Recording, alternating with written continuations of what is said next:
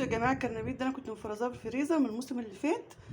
في فيديو هجمعهم لكم على بعضه، وفيديو انا برضك مصوراه من فتره كده بس ما نزلتوش. كنت عاملاه كرنبيط باللحمه المفرومه واللحمه اللي على السوق. مش المره دي انا هعمله مقلي، هقول لكم بقى هعمله مقلي ازاي.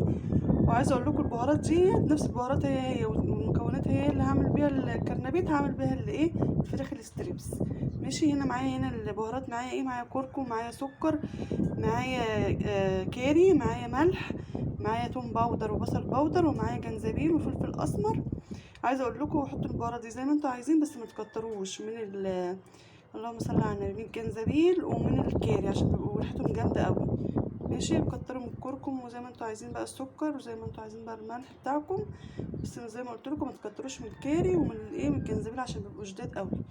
ماشي. ومعايا هنا بقى في الحله ديت معايا ايه، معايا لبن. هتبل الفراخ باللبن، بس طبعا التتبيله بتاعتهم، بص على اول حاجه هعملها البهارات دي هلخبطها على بعضها، هقسمها حبه على الدقيق، ماشي، وحبه على اللبن اللي هتبل بيه الفراخ الستريبس وهتبل بيه الكرنبيت. ماشي. واضح ليكم كده؟ عشان انا مش عايزه اطول عليكم الفيديو، عشان اوريه لكم بعد ما اخلص ان شاء الله. وكملوا الفيديو معايا ان شاء الله. في كمان الكرنبيت اللي هو باللحمه اللي على الصاج زي ما قلت لكم. ماشي. يلا بصوا يا جماعه، انا خدت شويه بهارات اهوت، حطيتهم على حبه لبن، حوالي نص كوبايه لبن. ده هعمل بيهم الايه، هعمل بيهم الستريبس.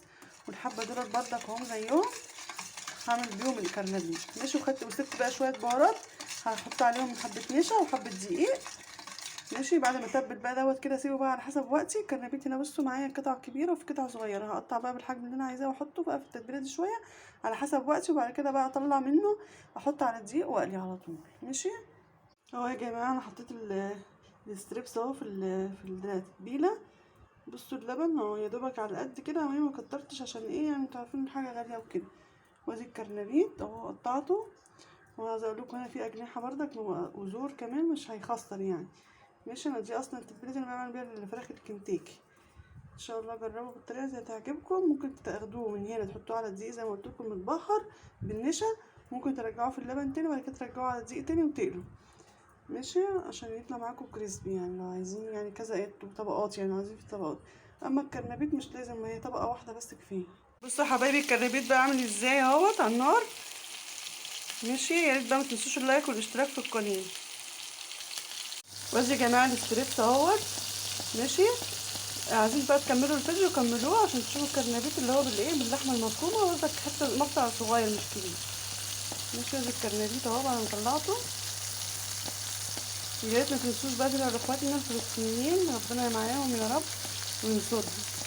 جربوا تفرزوا الكرنبيت، بتغلوه يا دوبك بس كده ربع سلقه، بس مش هقولكم نص سلقه، ربع سلقه كده، بحبه فلفل، بحبه كمون ناعم وحبه ملح.